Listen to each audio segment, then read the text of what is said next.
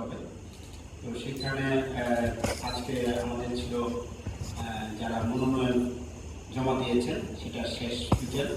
তো সেখানে আমরা মনোনয়ন ফর্ম জমা নিয়েছি দিনব্যাপী। সকাল 10টায় আমরা এটা ওপেন করি এবং বিকাল 5টা পর্যন্ত এটা চলে। তো এই কার্যক্রম শেষে আপনাদেরকে কিছু পরিসংখ্যান দিয়ে আমরা হয়তো সহযোগিতা করতে পারি। সেটা হচ্ছে এরকম যে এই পর্যন্ত আমরা 3টা ক্যাটাগরিতে আমাদের এখানে নির্বাচন অনুষ্ঠিত হবে। তো 1 নম্বর ক্যাটাগরি যেটা ক্যাটাগরি 1, সেখানে আমরা 14টা নমিনেশন ফর্ম আমরা রিসিভ করেছি, যারা সাবমিট করেছেন। আর ক্যাটাগরি 2-তে 18টা ফর্ম সাবমিট হয়েছে, আর ক্যাটাগরি 3-তে 1টি। তো এই মোটামুটি আমাদের কাছে পরিসংখ্যানগত ব্যাপার। তো এখন আপনারা জানেন যে এখানে একটা ম্যান্ডেট দেওয়া আছে আমাকে রিটার্নিং অফিসার হিসেবে নির্বাচন কমিশনের পক্ষ থেকে। সেখানে বলা আছে যে আজকে এটা আমি গ্রহণ করলাম, এটা যাচাই বাছাই হবে এবং তালিকাটাও প্রকাশ করা হবে 23 তারিখে।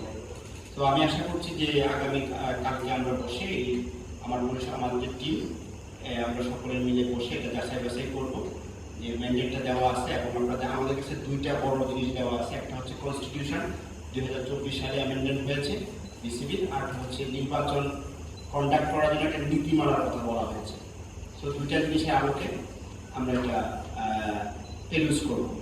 এরপরে যারা এটাতে উত্তরায় যাবেন তাদের নামগুলি এবং কোন ক্যাটাগরিতে কোন বিভাগ থেকে আসছেন সেটা আমরা প্রকাশ করব। সেটা ওয়েবসাইটেও দেওয়া হবে এবং একই সাথে এখানে যে বোর্ডটা রয়েছে নোটিশ বোর্ড, সেখানেও আমরা এটা টানিয়ে দেব। এটা তো আমার ম্যান্ডেট নাই, আপনারা যদি দেখেন যারাই আজকে পর্যন্ত মনোনয়ন জমা দিয়েছেন তারা তো ইন্টারেস্টেড ইলেকশন করার জন্য। আপনি যে যাচাই বাছাই করবেন সেখানে সত্যতা আছে কিনা সেটার জন্য তো আপনার এখন জানার কোনো জরুরি না। যে জমা দিয়েছে সেটা ইন্টারেস্টেড, মানে সেটা আপনার প্রশ্নটা ধরতে পেরেছি, কিন্তু আমাকে তো একটা টাইম ফ্রেম দেওয়া আছে। উনি যখন তালিকাটা প্রকাশ করবেন তারপর কি করে প্রচারণা যেতে পারবেন না, এটা তো আমি জানি না। আপনার প্রশ্নটার উত্তরটা আমি আর বুঝাই বলতে পারি। আপনি যদি একটু কাইন্ডলি শুনেন, আমাকে হেল্প করার চেষ্টা করেন। সেটা হচ্ছে দেখেন প্রত্যেকটা জিনিসে কিন্তু একটা প্রাইভেসি বলে জিনিস আছে। এখন বিভিন্ন ইস্যুতে হয়তো তারটা ব্রিচ হতে পারে, মানে তারটা ইনভ্যালিড হতে পারে।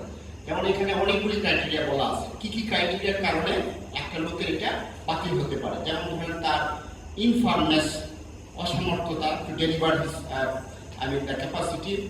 একটা হতে পারে ফৌজদারি কার্যে কোনো কারণে যদি দণ্ড থাকে, তার যদি অন্য কোনো ফেডারেশন অথবা কোনো বোর্ডে তার নাম থাকে, এরকম জিনিসগুলো রয়েছে।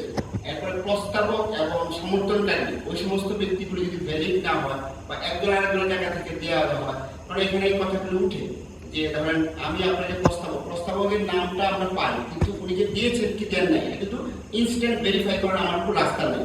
তো এই কারণে আমি নামগুলি প্রকাশের ক্ষেত্রে আমি দেখে আমি কালকে আপনাদের বোর্ডে দিয়ে দিব।